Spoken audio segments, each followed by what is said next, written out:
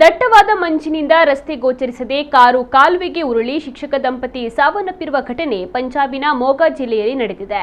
ಜಸ್ಕರಣ್ ಸಿಂಗ್ ಹಾಗೂ ಅವರ ಪತ್ನಿ ಕಮಲ್ಜಿತ್ ಕೌರ್ ಮೃತಪಟ್ಟವರು ಪಂಜಾಬ್ ಜಿಲ್ಲಾ ಪರಿಷತ್ನ ಚುನಾವಣೆಗಾಗಿ ಸಂಗತ್ಪುರ್ ಗ್ರಾಮದ ಮತಗಟ್ಟೆಯಲ್ಲಿ ಚುನಾವಣಾ ಕರ್ತವ್ಯಕ್ಕೆ ಜಸ್ಕರಣ್ ಸಿಂಗ್ ಮತ್ತು ತಮ್ಮ ಪತ್ನಿ ಕಮಲ್ಜಿತ್ ಕೌರ್ ಅವರನ್ನ ಕರೆದುಕೊಂಡು ಹೋಗ್ತಾ ಇದ್ದಾಗ ಈ ದುರಂತ ಸಂಭವಿಸಿದೆ. ಭಾರೀ ಮಂಜಿನಿಂದಾಗಿ ರಸ್ತೆ ಸ್ಪಷ್ಟವಾಗಿ ಗೋಚರಿಸದ ಕಾರಣ ಕಾರು ನಿಯಂತ್ರಣ ತಪ್ಪಿ ರಸ್ತೆ ಬದಿಯಲ್ಲಿದ್ದ ಕಾಲುವೆಗೆ ಉರುಳಿದೆ. ಪರಿಣಾಮ ದಂಪತಿ ಪ್ರಾಣವನ್ನ ಕಳೆದುಕೊಂಡಿದ್ದಾರೆ. ಮೋಗಾ ಜಿಲ್ಲೆಯಲ್ಲಿ ಸರ್ಕಾರಿ ಶಾಲಾ ಶಿಕ್ಷಕರಾಗಿ ದಂಪತಿ ಸೇವೆಯನ್ನ ಸಲ್ಲಿಸ್ತಾ ಇದ್ರು ಎಂದು ತಿಳಿದು ಬಂದಿದೆ.